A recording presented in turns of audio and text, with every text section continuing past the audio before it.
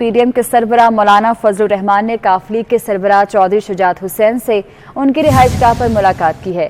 ملاقات میں ملکی سیاسی صورتحال پر تفصیلی مشاورت کی گئی۔ دونوں رہنماؤں میں ملکی سلامتی اور ترقی کے لیے مل کر آگے بڑھنے پر اتفاق ہوا ہے۔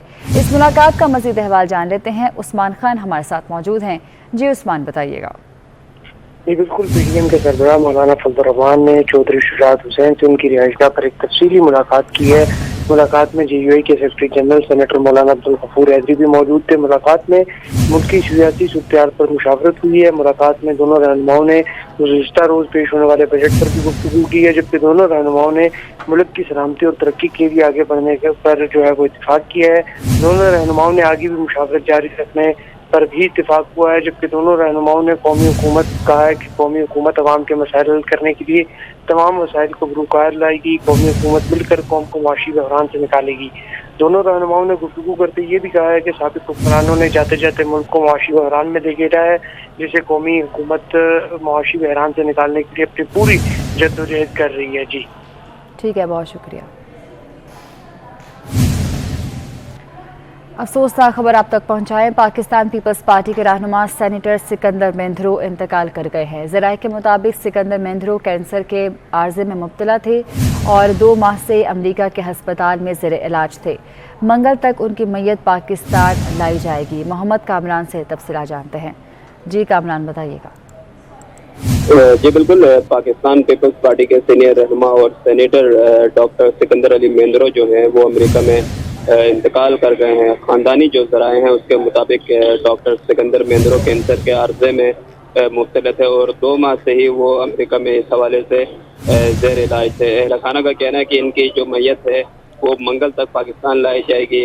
68 سالہ سینیٹر سکندر مہندرو کا جو تعلق تھا وہ سندھ کے ضلع بدین سے تھا، جبکہ وہ 2013 سے 2018 کے دوران ممبر سندھ اسمبلی بھی رہے اور وزیر صحت کا جو قلمدان ہے وہ بھی ان کے پاس رہا۔ سکندر مہندرو کے انتقال پر پاکستان پیپلز پارٹی کے چیئرمین بلاول بھٹو زرداری، سابق صدر آصف علی زرداری، وزیر اعلیٰ سندھ سید مراد علی شاہ اور اہل خانہ کی جانب کے ساتھ اس حوالے سے تعزیت کی ہے اور کہا ہے کہ ٹھیک ہے، بہت شکریہ آپ کا۔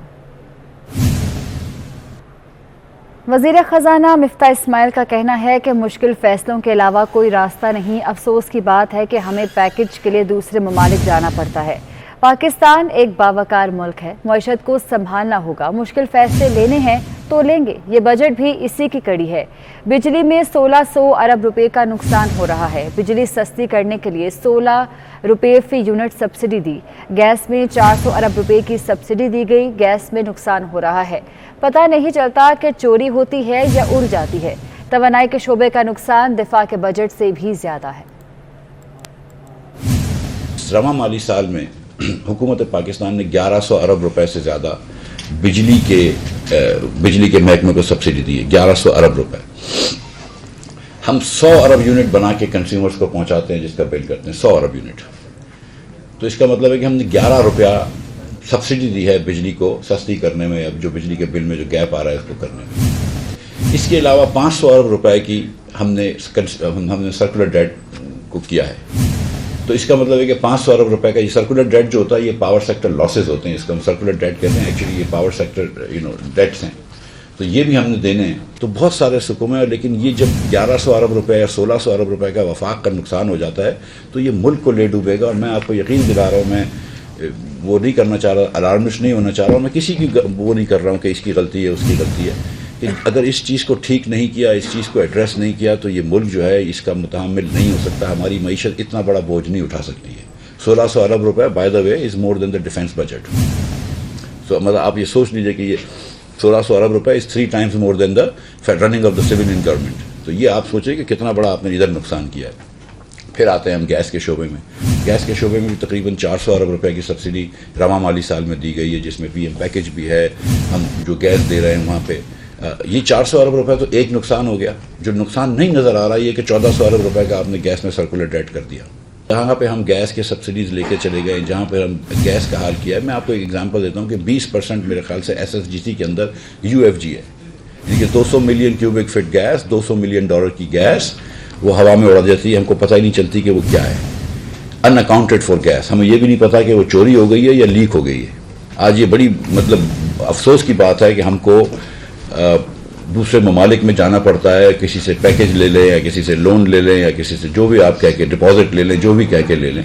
ये पाकिस्तान एक बावकार मुल्क है, बावकार लोगों का मुल्क है, न्यूक्लियर पावर है, हमको कहीं ना कहीं अपनी मईशत सुधारनी होगी। वज़ीर ख़ज़ाना मिफ्ता इस्माइल का मज़ीद कहना है कि पेट्रोलियम मसनूआत की कीमतें कम होती दिखाई नहीं दे रहीं। आलमी सतह पर पाम ऑयल की कीमतें बहुत बढ़ चुकी हैं। पिछले 4 सालों में रिकॉर्ड कर्ज लिया गया। इमरान खान ने तारीख के 4 बड़े खसारे किए। मसाइल को हल ना किया तो मईशत इतना बोझ बर्दाश्त नहीं करेगी। मुल्क की हालत श्रीलंका जैसी की तो अवाम कभी माफ़ नहीं करेंगे।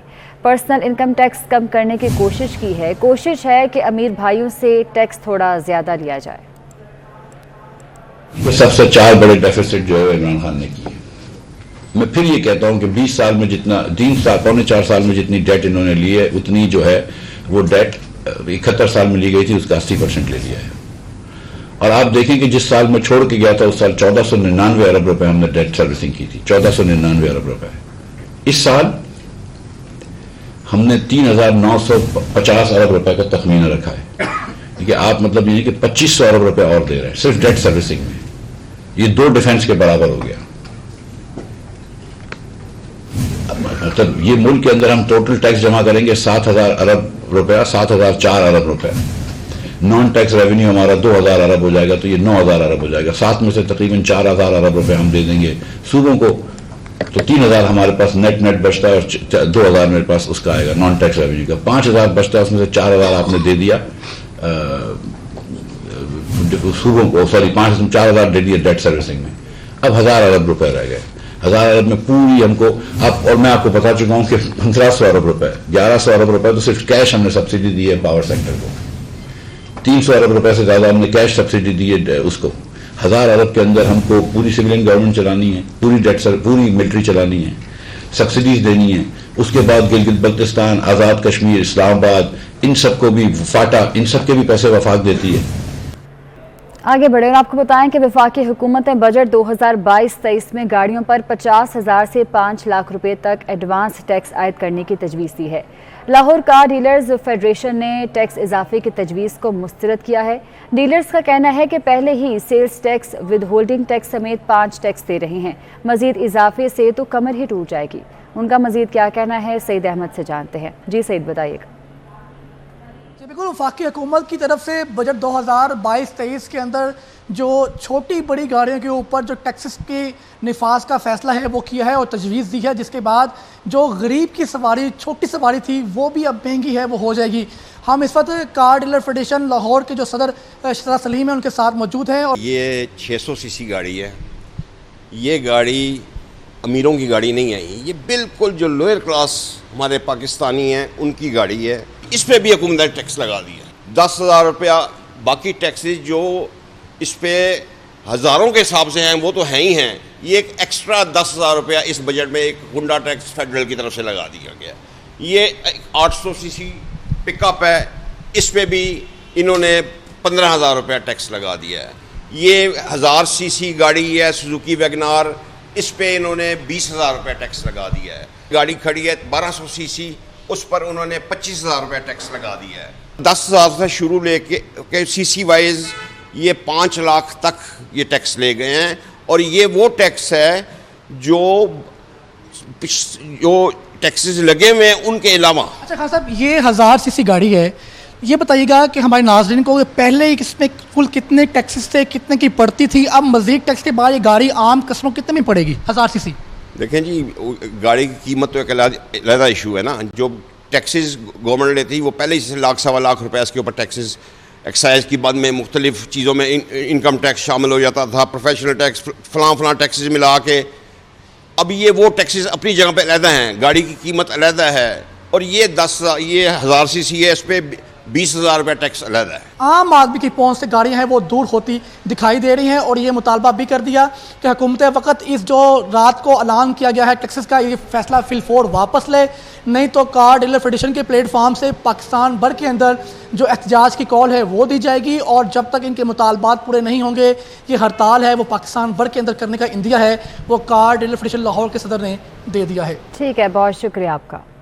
वफाकी बजट में मोबाइल फोन्स की दरामद पर 100 रुपये से 16,000 रुपये तक लेवी टैक्स आयद कर दिया गया है। मोबाइल सेलर्स का इस हवाले से क्या कहना है, फरजाना सदीक से जानते हैं। जी फरजाना, बताइएगा। जी बिल्कुल, कल पार्लियामेंट में वफाकी बजट पेश किया गया था, जहां पर दीगर अशिया पर टैक्स लगे, वहीं पर मोबाइल फ़ोन्स पर भी टैक्स आयद कर दिया गया है। वफाकी बजट में मोबाइल फ़ोन्स की दरामद पर 100 रुपये से 16,000 रुपये तक लेवी जो है वो आयद कर दी गई है। बजट दस्तावेज़ात के मुताबिक बजट में $30 के फ़ोन पर $100 रुपये और $30 से $100 मालियत की मोबाइल फ़ोन्स पर 200 रुपये लेवी आयद की गई है, जिससे दुकानदार बहुत ज़्यादा परेशान है। उनका कहना है कि पहले ही महंगाई बहुत ज़्यादा है, लेकिन अब जो टैक्स आयद कर दिया गया है उससे उनके कारोबार पर भी फ़र्क पड़ेगा। इस वक्त हम एक मोबाइल फ़ोन्स की दुकान पर मौजूद हैं। दुकानदार क्या कहते हैं ये हम उनकी ज़ुबानी जानते हैं। गवर्नमेंट ने बहुत ज़्यादा ज़्यादती की है। उसकी रीज़न ये है कि इस वक्त ऑलरेडी लोग बहुत ज़्यादा परेशान थे आपके पेट्रोल बाकी चीज़ों से, और बाकी हमारा तो इस वक्त देखें बिल्कुल मार्केट सन्नाटे में है, यानी कि कोई बंदा शॉप में आने के लिए रेडी नहीं है, क्योंकि बहुत ज़्यादा टैक्सेस हो गए, हर बंदे की अप्रोच से बाहर हो गई है। अब जो चीज़ मार्केट के अंदर है ना, उसकी यानी अगर सपोज एक चीज़ 3 लाख रुपए की थी, अब वो 4 लाख रुपए की कोई डिमांड करे तो लेने वाला क्लाइंट कोई भी नहीं है। यानी मार्केट के बहुत ही ज़्यादा सन्नाटा है, यानी कि बहुत मंदी चल रही है इस वक्त हर जगह पे ना। जी बिल्कुल, इनकी गुफ्तगू आपने सुनी। इनका कहना है कि बहुत ज़्यादा परेशानी है, सन्नाटा है इस वक्त भी मोबाइल फ़ोन्स की मार्केट में, ग्राहक ना होने के बराबर हैं। पहले तो अच्छी खासी चहल पहल रौनक देखने में आती थी, ख़रीदार नज़र आते थे, लेकिन अब बिल्कुल भी जो इनकी दुकान है वहाँ पर वीरानी छाई हुई है। इनका यही मुतालबा है कि हुकूमत पाकिस्तान अपने जो बजट बढ़ाए गए हैं इस फैसले पर नज़रसानी करे। जी ठीक है, बहुत शुक्रिया आपका फरजाना। अदालती कार्रवाई का अहवाल आपको बताएं तो अदालत ने मनी लॉन्ड्रिंग केस में वज़ीर आज़म शहबाज शरीफ और वज़ीर आला पंजाब हमजा शहबाज की अबूरी जमानतों की कंफर्म किया है। अदालत ने मुल्जिमान को 10-10 लाख के मुचलके जमा कराने की हिदायत की है। मजीद अहवाल जान लेते हैं शाहीन अतीक से। जी शाहीन अतीक, बताइएगा। जी, स्पेशल जज सेंटर इजाज हसन ऐवान ने मनी लॉन्ड्रिंग केस में शहबाज शरीफ और हमजा शहबाज की अबूरी जमानतों को कंफर्म करते हुए 10-10 लाख के जो है मुचलके यहाँ जमा कराने का हुक्म दिया। इसके अलावा इस केस में जो दीगर मुल्जमान थे उन्हें 2-2 लाख रुपया के मुचलके जमा कराने का हुक्म दिया। कहा है कि 7 रोज़ के अंदर अंदर ये मुचलके जो है वो अदालत के अंदर आपने जमा कराने हैं। आज अदालत ने अपना जो महफूज फैसला था वो सुनाते हुए ये हुक्म जो है वो जारी किया है। सुबह अदालत में अमजद परवेज ने जब अपने दलाइल मुकम्मल किए तो शहबाज शरीफ अदालत में रोस्टम पर आए थे और उन्होंने आकर अपने केस की जो है वो पैरवी भी की और अदालत को अपना मौक़िफ़ भी जो है वो बताया। उनका कहना ये था कि मैंने मनी लॉन्ड्रिंग जो है उस नहीं की। मनी लॉन्ड्रिंग काला अपना मुंह काला करना होता तो मैं ख़ानदान की शुगर मिलों को जो है वो नुकसान क्यों पहुँचाता। मैंने शुगर मिलों को सब्सिडी नहीं दी, पंजाब के खजाने की मैंने हिफाजत की थी और मेरे पर जो इल्ज़ामात आयद किए जा रहे हैं वो बिल्कुल गलत है। अदालत में जो है वो प्रोसिक्यूटर की तरफ से ये मौक़िफ़ अख्तियार किया गया था कि हमजा शहबाज और जो शहबाज शरीफ है ये रमज़ान शुगर मिल जो थी उसके कोई ये ना डायरेक्टर है ना ये CEO थे। इनके ऊपर जो है वो रकम के लेन देन का कोई इल्ज़ाम जो है वो हमारे सामने जो है वो तफ्तीश में नहीं आया। जो पुरानी तफ्तीश। ठीक है, बहुत शुक्रिया आपका शाहीन अतीक। वज़ीर आज़म मियां शहबाज शरीफ के ज़रिए सदारत अहम इजलास शुरू हुआ। मरीम नवाज, राना सनाउल्लाह, ख्वाजा साद रफ़ीक, सरदार अयाज सादिक, अब्दुल रहमान कांजू समेत दीगर शरीक हैं। इजलास का अहवाल आपको बता रहे हैं कि वज़ीर आज़म मियां शहबाज शरीफ के ज़रिए सदारत अहम इजलास है जो कि शुरू हो चुका है। अहम अमूर हैं इस इजलास में जिन पर गौर किया जाएगा। मरीम नवाज, राना सनाउल्लाह, ख्वाजा साद रफ़ीक, सरदार अयाज सादिक और दीगर शरीक हैं।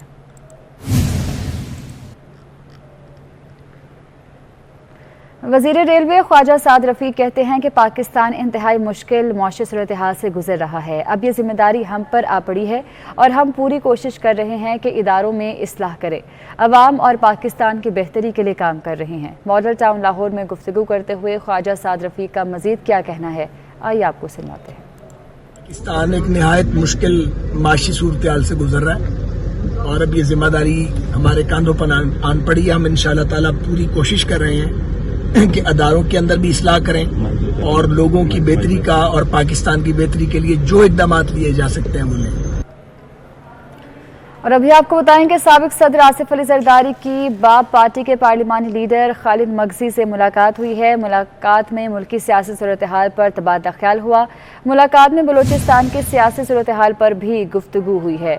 मुलाकात का अहवाल आपको बता रहे हैं। साबिक सदर आसिफ अली जरदारी की मुलाकात हुई है बाप पार्टी के पार्लिमानी लीडर खालिद मक्सी से, और इस मुलाकात में मुल्क की सियासी सूरत हाल पर बातचीत की गई है। साथ ही साथ बलूचिस्तान की सियासी सूरत हाल पर भी गुफ्तगू हुई है। उस्मान खान से मजीद अहवाल जानते हैं। जी उस्मान, बताइएगा मजीद किन उमूर पर बातचीत हुई है? जी बिल्कुल, साबिक सदर आसिफ अली जरदारी की बलूचिस्तान अवामी पार्टी के जो पार्लिमानी लीडर है कौमी असम्बली में खालिद मक्सी, दोनों के दरमियान मुलाकात हुई है। मुलाकात में मुल्क की सियासी सूरत हाल पर और जो हालिया जो बजट पेश हुआ है उस पर दोनों रहनुमाओं ने मुशावरत की है। मुलाकात में सेनेट और बलूचिस्तान असम्बली से मुतल्लिक दोनों रहनुमाओं ने मुशावरत की है और आइंदा भी तमाम कौमी और सूबाई सियासी मामलात फैसले मुशावरत से करने पर दोनों रहनुमाओं ने इत्तेफाक किया है। साबिक सदर आसिफ अली जरदारी ने गुफ्तगू करते हुए खालिद मक्सी से कहा कि मैं जल्द बलूचिस्तान का दौरा करूंगा और बलूचिस्तान के जो मसाइल हैं उनको वफाक में उजागर करूंगा। साबिक सदर आसिफ अली जरदारी ने मजीद कहा कि बलूचिस्तान के हकूक़ के लिए पहले भी हमने अमली इक़दाम किए और आइंदा भी अपने अमली इक़दाम को जारी रखेंगे। जी ठीक है, बहुत शुक्रिया।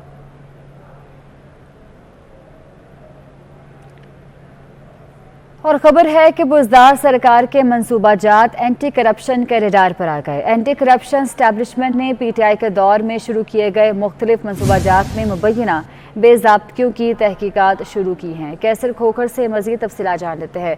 जी कैसर खोखर, बताइएगा। जी बिल्कुल, एंटी करप्शन ने 3.5 साल के तरक्याती मनसूबों फंडिंग पर तहकीकात शुरू कर दी है। आइंदा चंद रोज में अहम नौयत की बड़ी गिरफ्तारियों का इम्कान है। हेल्थ इंश्योरेंस प्रोग्राम, एहसास प्रोग्राम, लंगर खाना प्रोग्राम, इसके साथ वो पनाहगाहें और दीगर मनसूबे जो उस्मान बुज़दार के तोमसा शहर में होने वाले प्रोजेक्ट जो है उनकी भी तहकीकात शुरू कर दी गई है। जी ठीक है, बहुत शुक्रिया आपका। सूबाई वजीर अता तारड़ ने पीटीआई पर बड़ा इल्ज़ाम लगा दिया। अता तारड़ का कहना है कि खातून अव्वल अपनी सहेली के जरिए लोगों से हीरे इकट्ठी करती थी। कहती थी कि मेरा खावंद वजीर आज़म है, केसेस भी माफ़ कर देगा, जो कराना है करा लें, बस डायमंड दे दें। ये डायमंड का मकरूह धंधा आमदन से ज़ायद असासों का केस बनता है। ये एक केस नहीं, अफ्रीका से वफ्द खुसूसी तैयारे से लाहौर एयरपोर्ट आते थे जिनको यहाँ प्रोटोकॉल दिया जाता था। वो हीरे जवाहरात फराह गोगी को जमा कराते थे। कि खातून अव्वल अपनी एक सहेली के जरिए मुख्तलिफ लोगों से डायमंड इकट्ठे कर रही हैं और ये कह रही हैं कि मेरा खावंद जो वजीर आज़म है वो आपके केसेस भी माफ़ कर देगा, जो आप कराना चाहते हैं आप करा लें, सिर्फ हमें डायमंड दे दें। अफ्रीका से डेलीगेशन आते थे लाहौर एयरपोर्ट पे खसूसी तैयारे के जरिए जिनको यहाँ पे प्रोटोकॉल दिया जाता था और वो हीरे जवाहरात आकर फराह गोगी को जमा कराते थे और वो जो रिश्वत का पैसा है उस ब्लैक मनी को वाइट करने के लिए ये कोशिश की गई कि इन हीरों के एवज दुबई में ब्लैक मार्केट में इनको बेचा जाए और 5% कम कीमत डॉलर के रेट के ऊपर ये बेचे जाते थे और हुंडी और हवाला के जरिए वो पैसा मंगवाया जाता था। पंजाब काबीना के लिए नए अराकीन के नामों पर मुशावरत मुकम्मल कर ली गई है। पंजाब काबीना के लिए दूसरे मरहले में 25 से ज़ायद वज़रा हल्फ उठाएंगे। मुस्लिम लीग नून और पीपल्स पार्टी के दरमियान वज़रा और महकमों का मामला खुशअस्लूबी से तय पा गया है। वज़ीर आला पंजाब हमजा शहबाज पीपल्स पार्टी वज़रा को उनकी मनपसंद वज़ारतें देंगे। पंजाब काबीना वज़रा का कल हल्फ उठाने का इम्कान है। पंजाब काबीना को बजट से कबल मुकम्मल कर लिया जाएगा। कराची में लोड शेडिंग कम न हो सकी कि इलेक्ट्रिक का बिजली का शॉर्टफॉल 450 से 500 मेगावाट तक पहुंच गया है। शहर के मुख्तलिफ इलाकों में लोड शेडिंग 8 से 15 घंटे तक जा पहुंची है। मुतासरा इलाकों में क्लिफ्टन, डिफेंस, औरंगी, लांढी, मलीर और शाह फैसल समेत दीगर भी शामिल हैं।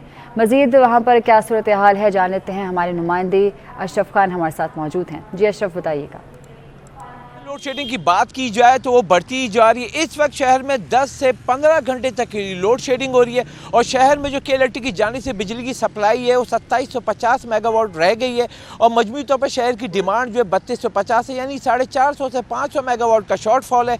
इस शॉर्टफॉल को कमी को पूरा करने के लिए मुख्तलिफ इलाकों में लोड शेडिंग हो रही है और मुस्तस्ना इलाकों में भी नए प्लान के तहत 1-1 घंटे की 3 बार लोड शेडिंग हो रही है। इस वक्त पूरे कराची के मुख्तलिफ इलाकों में लोड शेडिंग का सिलसिला जारी है और मुख्तलिफ इलाके जो मुतासरा इलाके हैं औरंगी, कोरंगी, लांडी, मलीर, शाह फैसल, इन इलाकों में जो है 15 घंटे तक की लोड शेडिंग हो रही है। यहाँ के जो रिहायशी हैं वो शदीद परेशान है। इसके अलावा अगर बात करें तिजारती मराकज़ जिसमें ओल्ड सिटी एरिया सदर है, बहुत सारे जो शॉपिंग मॉल्स हैं और जहाँ पे तारिक रोड है वहाँ पे भी लोड शेडिंग दिन में हो रही है और कहा जा रहा है।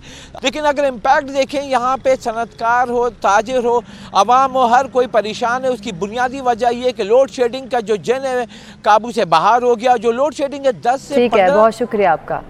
आगे बढ़े और आपको बताएं कि वज़ीर आला सिंध मुराद अली शाह ने कुरंगी में ऑटिज्म मरकज़ का इफ्तिताह किया। मीडिया से गुफ्तगू में वज़ीर आला ने सिंध भर में ऑटिज्म का शिकार बच्चों के लिए 66 बहाली मरकज़ बनाने का ऐलान किया। अदालत का जो भी हुक्म हो अहम नौकरियां देते रहेंगे। पब्लिक प्राइवेट पार्टनरशिप से ही कोशिशें मुकम्मल हो सकती हैं। ऑटिज्म का शिकार लोगों के लिए हॉस्टल बना रहे हैं।